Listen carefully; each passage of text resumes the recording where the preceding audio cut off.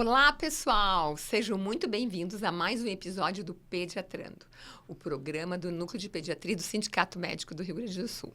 Eu sou a doutora Valérie Kreutz, sou pediatra e médica de família, e aqui nós trazemos sempre tópicos que abrangem o universo da criança e do adolescente.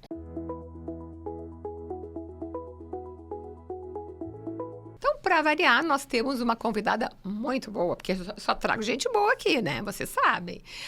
Com o calor e as férias e as mudanças da rotina e alimentação, é comum que aumentem as queixas de dor na barriga das crianças em geral. Mas o que é normal, o que merece atenção, aonde eu tenho que realmente correr para o pediatra, que é o médico da criança, né? Todos sabem disso, aonde eu posso esperar, o que eu posso fazer, o que eu tenho que observar, até para poder levar essa informação para o médico. Para isso, nós trouxemos hoje uma pediatra extremamente experiente, tá? Uma pessoa que foi referência dentro do Hospital da PUC e que continua atendendo consultório para nossa sorte, que é a doutora Rosângela Panta, que vai nos ajudar a entender melhor as causas, os sinais de alerta e as formas de prevenção. Seja muito bem-vinda, querida colega. Muito obrigada, Valérie. Uma boa tarde a todos. Que bom, que bom. Vamos começar, então? Sim. Rosângela, a dor abdominal, ela é muito comum numa queixa no consultório pediátrico, né?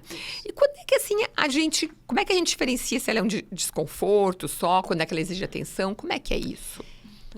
Então, assim, dor abdominal é um saco de gatos. Porque muitas coisas podem ser referidas como dor abdominal.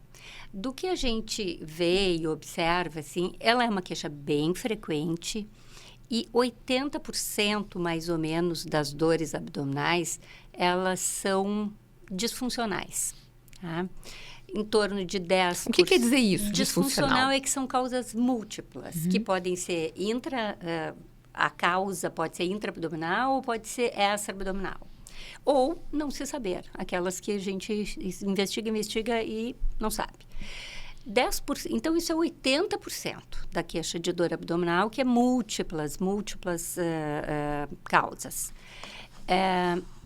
Em torno de 10% das causas são causas orgânicas. Então, causas orgânicas de origem orgânica mesmo e não funcional, intraabdominais. E os outros 10% ficam por conta de psicogênicas. Então, somatizações de problemas que a criança tenha na sua emocional. Vida. Situações gerais, assim, tá? Então, esse é o cenário. A maioria é isso. Hoje de manhã, até para ilustrar, assim, porque como eu estava estudando isso e pensando nessa nossa conversa, hoje de manhã eu atendi 2 crianças no consultório, irmãos.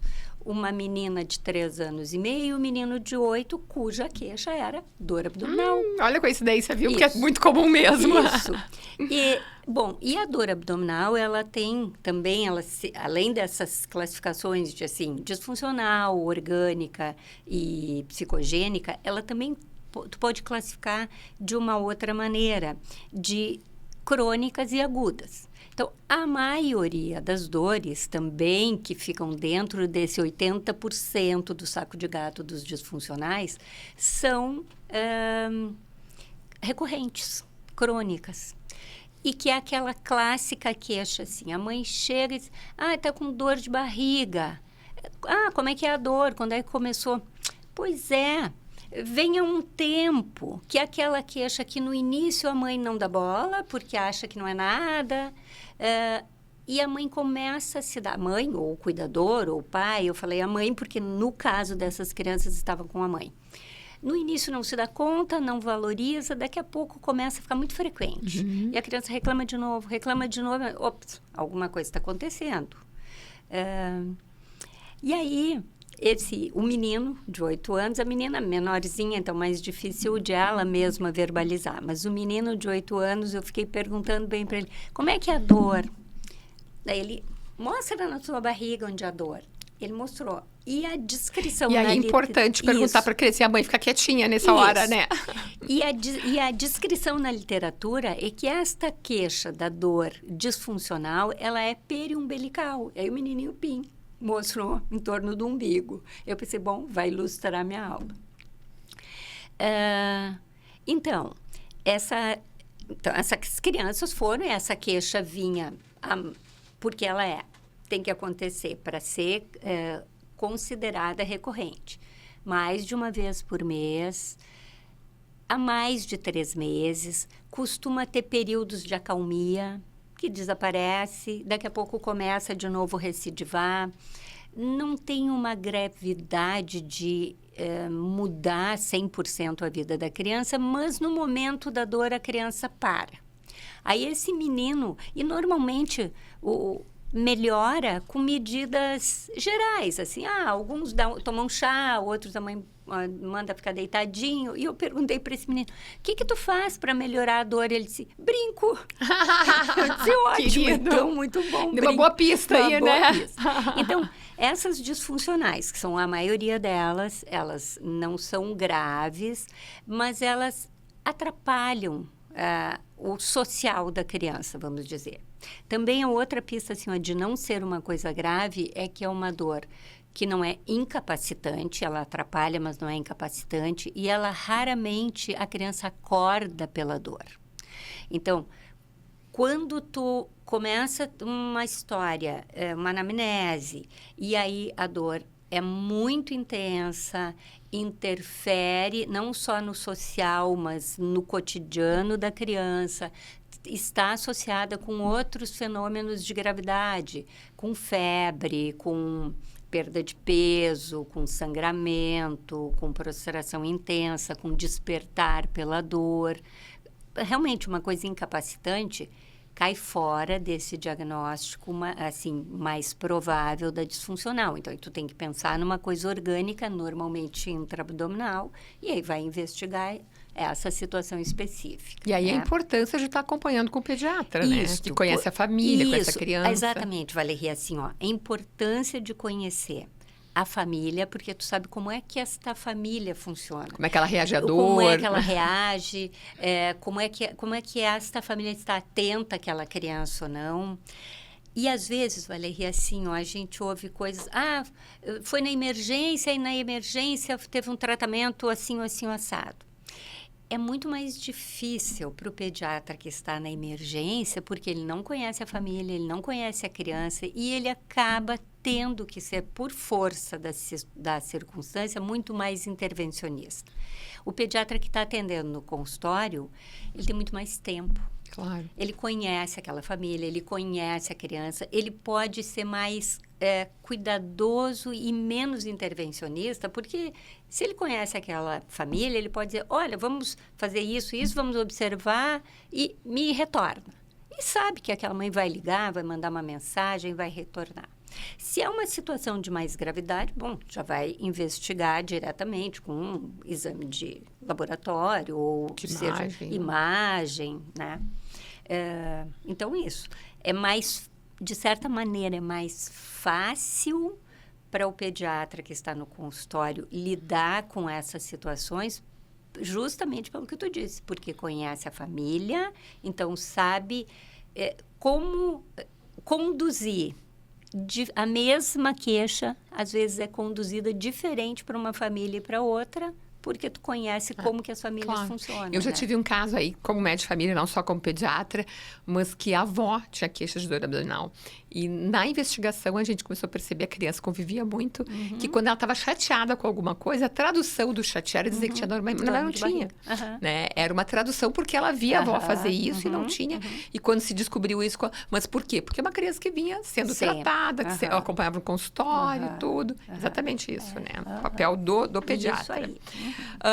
Falando agora no calor, tá? Tá. Parece que as dores de barriga são mais frequentes e às vezes acompanhado com outros sintomas no verão, né? O que tu achas? Assim, no verão o que a gente tem mais... A gente tem também no inverno, tá, Valéria? A gente tinha uma ideia que gastroenterite... Isso mudou, né? Isso mudou também nos últimos anos. Antes até era menos, a gente né? assim, agora é a época das diarreias. É verdade. Então, a assim, sazonalidade não tem mais. Isso, não é tão assim marcada. Mas, no verão, acaba acontecendo mais gastroenterite viral aguda. Ai, desculpa. Não tem problema, tem uma maguinha aí. Só quando a gente começa a falar muito, começa a dar um pouquinho de rouquidão. Tem que hidratar. O tempo inteiro.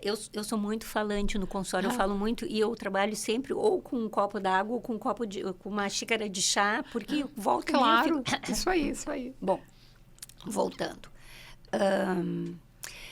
No verão acaba que tem mais enterovírus, não que não tenha no inverno, tem gastroenterite no inverno, mas no verão, de certa maneira, as crianças ficam mais expostas. Ficam mais na rua, vão mais para o parque, vão mais para a praia, põe mais sujeira na boca, né, do que Sem dúvida. no período que estão mais de inverno, com menos exposição. Alimentam-se também de um jeito diferente. Então, comem mais doce, mais sorvete, mais não sei lá o quê. Então, de férias, isso, né? E de aí sai da rotina alimentar. Isso, sai. E isso dá uma atrapalhada.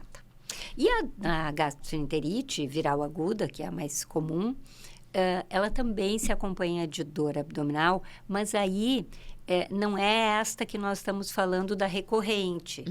É uma dor abdominal que tem um início marcado. Teve dor de barriga. Às vezes eu pergunto para as crianças quando a queixa é de dor de barriga e a mãe... Eu disse, é dor de barriga daquelas de ir no banheiro, de fazer cocô? É diferente? Não, é diferente. Então, as crianças também conseguem ter esse entendimento, né? Na gastroenterite viral aguda, tem uma dor abdominal relacionada ao momento que tem a cólica e que tem a vontade de evacuar.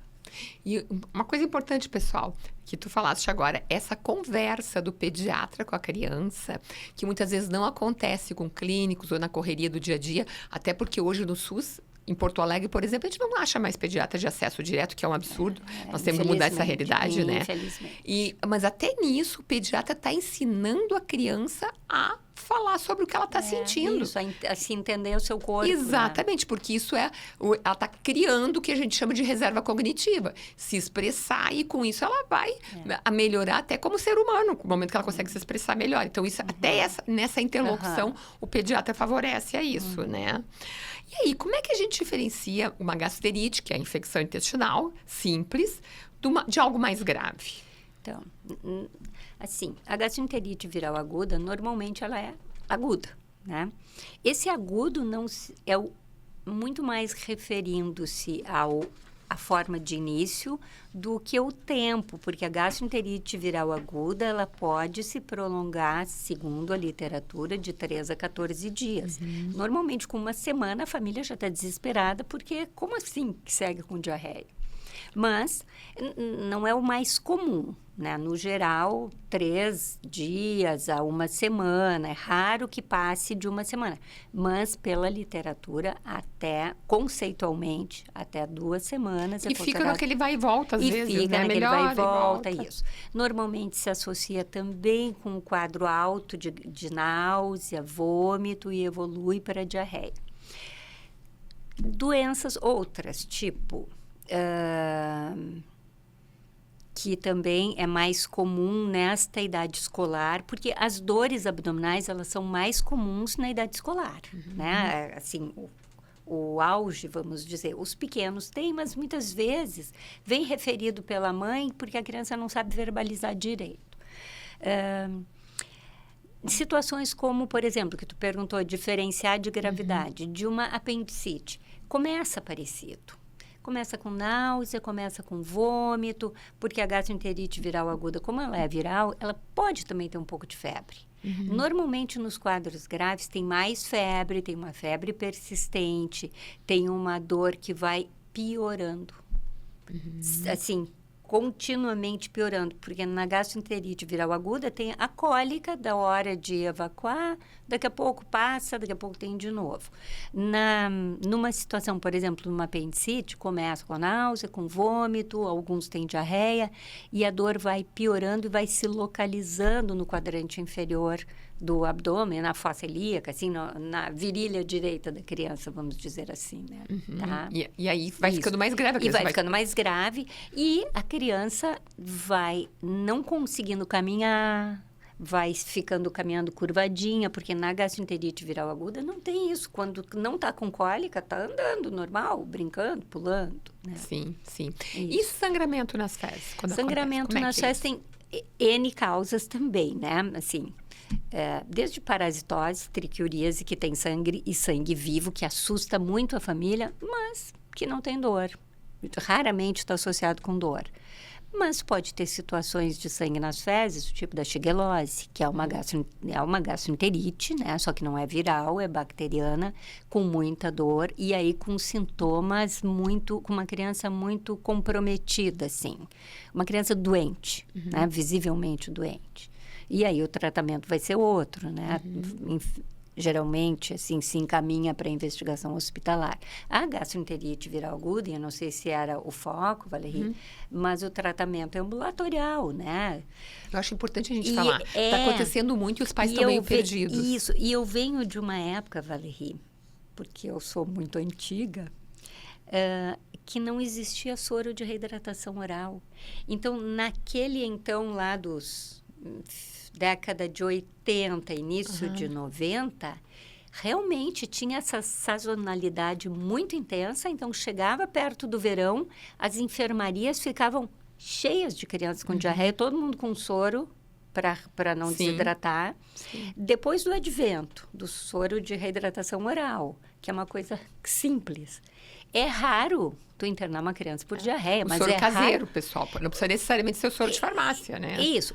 Pode começar. O ideal seria usar o soro, a fórmula, porque é mais balanceado, mas pode usar o soro caseiro. Na falta, começa com soro caseiro. A gente vê muito isso. Na rede pública. O pessoal sem dinheiro, às vezes, mas né? Mas no SUS. Eles dão, né? Dão soro de reidratação oral equilibrado. Mas dá para começar com soro caseiro, que a medida é um copo de água de 200 ml, 2 colheres de chá de açúcar e 1 colher de cafezinho de sal. Bem fácil. Bem fácil. Não tem assim, mistério. Não é o 100%, mas é... Enquanto não tem, ou tá de noite, alguma coisa, fim de semana. Isso aí. É. Então, raramente, hoje em dia, tu interna uma criança por gastroenterite, porque tu consegue manejar com soro de reidratação oral, com o uso de probiótico, que naquela época não existia também, né? E que agora a gente tem vários probióticos. Como o probiótico é bom, né? E funciona muito bem. Ajuda muito daí.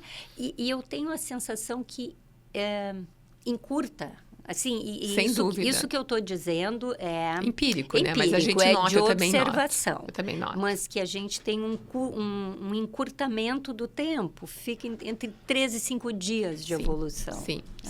E nunca usar medicação para cortar a diarreia, né? Não, que o pessoal adora, né? Não, isso tu sabe que eu acho que nas crianças já está mais... Se usa menos, né? Os adultos é que eles gostam mais, né? Porque eu acho que os adultos, eles ficam pressionados, têm que trabalhar e tem que... E depois eles não entendem por que prolonga o quadro. E as crianças, assim, tá com diarreia, não vai para a escola. Ponto. Mais fácil, mais né? Mais fácil. E uma outra queixa comum na dor abdominal é dor abdominal, estufamento, a questão dos gases, como é que é isso? Aí tem também várias situações. Então, numa gastroenterite viral aguda, vai ter uma disfunção de absorção de alimentos que vai gerar mais gases. Como acontece muito nessa que eu falei lá no início, na disfuncional, que é o 80%, que muitas vezes está associada com parasitose, uma das parasitoses que dá muito essa queixa de dor abdominal é a giardia.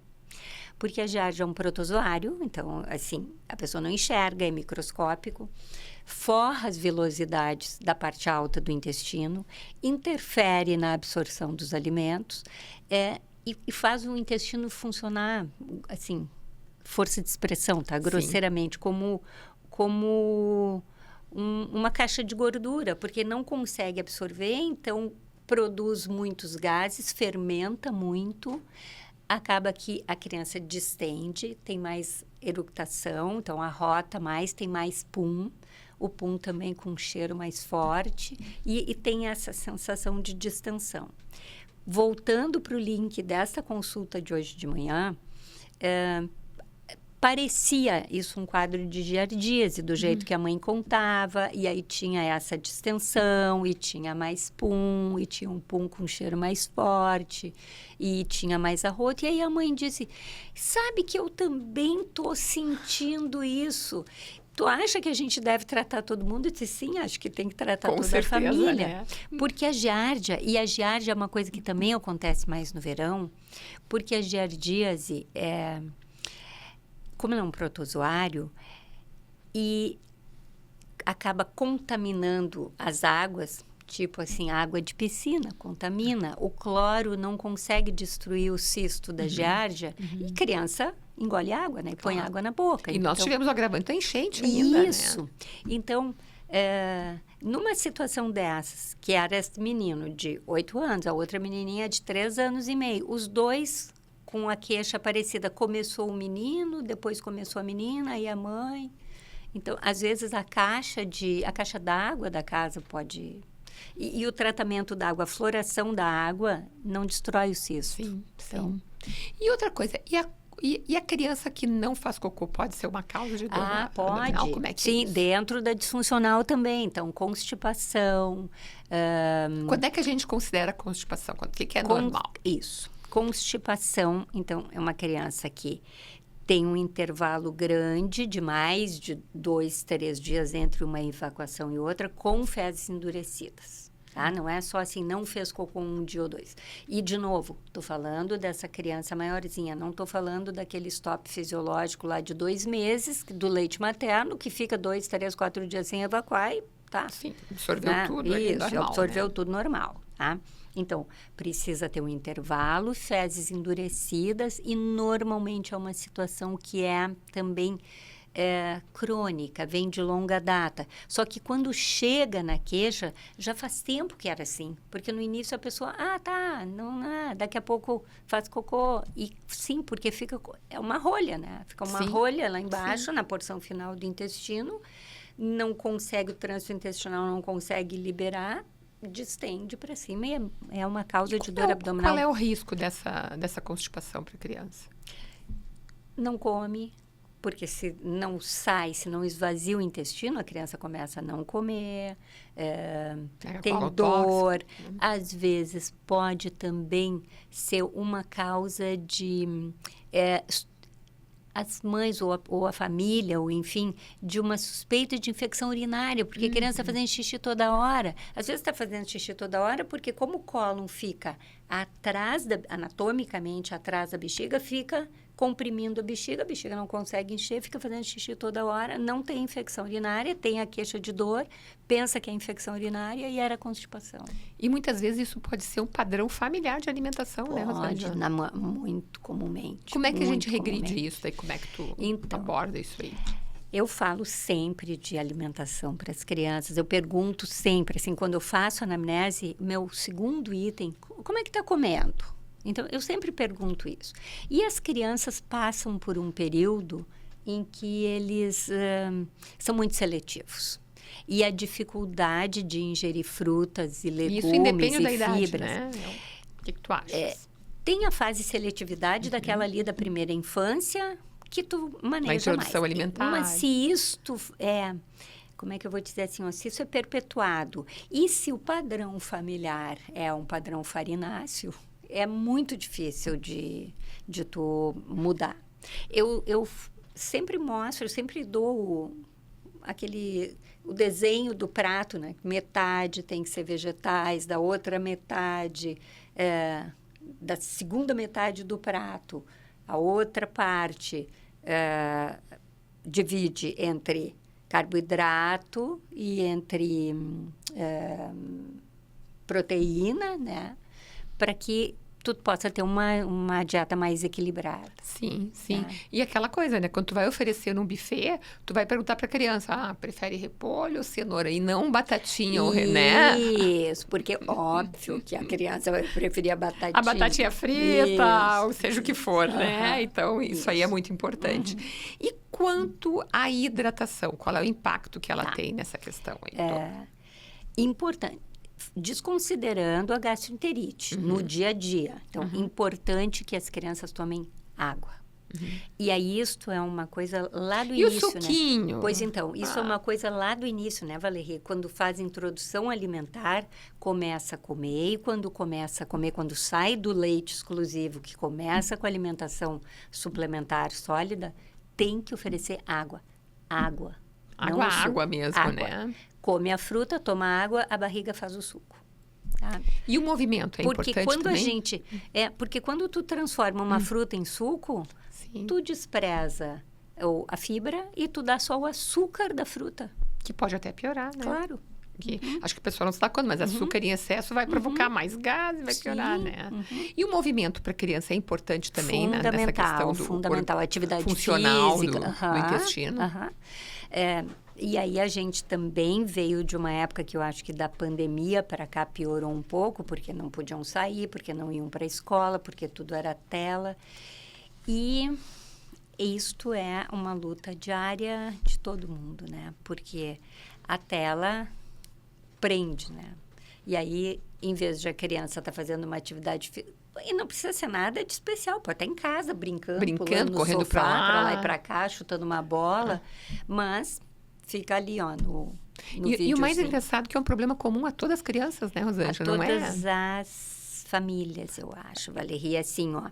E adultos jovens com filhos, e de novo, Valéria, como eu sou velha, como eu sou analógica. Não é velha, não. Como eu sou analógica, eu sou pré tudo isso, uma criança chorar no consultório não tem problema nenhum. Realmente não tem problema, tu consegue auscultar a criança. As pessoas ficam tão angustiadas que tu vai examinar e a criança vai chorar, que as pessoas já vêm com o telefone, um filme. Exatamente. Eu digo que não tem Ótima problema. colocação. Não tem problema, não precisa, pode deixá-la chorar. Eu estou examinando, ela está assustada, ela não está entendendo. Daqui a pouco ela vai compreender que isso não dói, vai parar de chorar.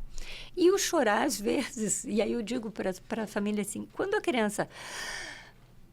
né, aspira profundamente que está chorando, eu escuto bem. Muito mais fácil, até nos ajuda, não escuta pulmonar, não me atrapalha. Né? E permitir que ela se expresse, né? Se ela está chateada de alguma coisa, se expressa. É que aí, de novo, eu acho que vem uma coisa muito cultural. A gente vem de uma época que o choro da criança é a linguagem da criança, não te estressa o choro da criança. Realmente, para mim, assim, não me estressa nada.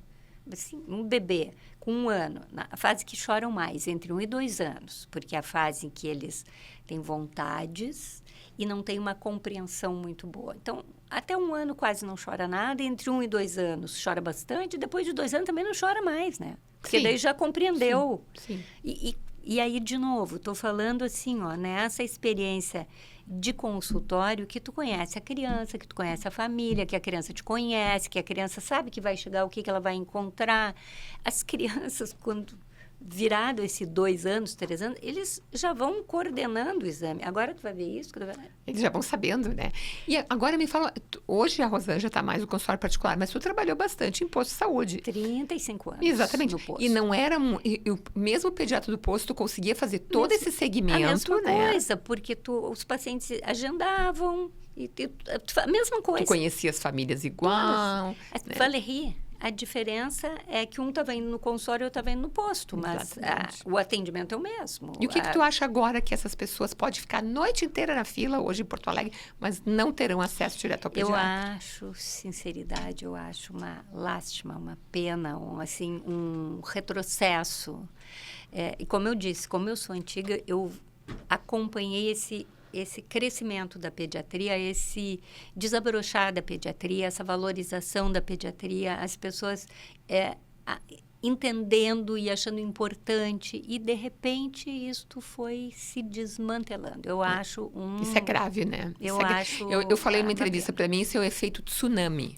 Nós estamos tendo um efeito até civilizatório, que o pediatra ajuda nesse processo civilizatório. Porque o pediatra, e aí, sim, puxando a brasa para o nosso assado, acaba que, assim, tu fica a referência naquela família que as pessoas te ligam para te perguntar, eu preciso de um clínico, tu conhece alguém que tu pode me dizer? Tu é um médico de referência, tu é um médico de família, porque o pediatra é um médico de família. Porque como tu é a pessoa que conhece a família e a gente sai um pouco daquela coisa do distanciamento, tu faz parte daquela família. Então, as pessoas se sentem confortáveis de te perguntar coisas, de te falar coisas e de te falar coisas, às vezes, de situações de dentro da família que é importante porque tu vai compreender por que aquela criança, por exemplo, aí lá voltando, pegando o gancho para as dores psicogênicas, que são somatização, em torno de 10%, não é? E a gente tem que tomar o cuidado de não classificar tudo.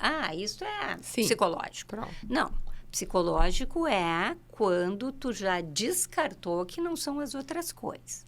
É óbvio que tem situações que também, que como tu sabendo da história daquela família, tu sabe que aquilo é psicogênico, então... É o padrão familiar, tu conhece, O padrão né? familiar, ou assim, uma situação grave que aconteceu na família, uma morte na família, um trauma grave, o nascimento do irmãozinho, também. que também é muito, aí as crianças... Às vezes é um trauma para a criança também.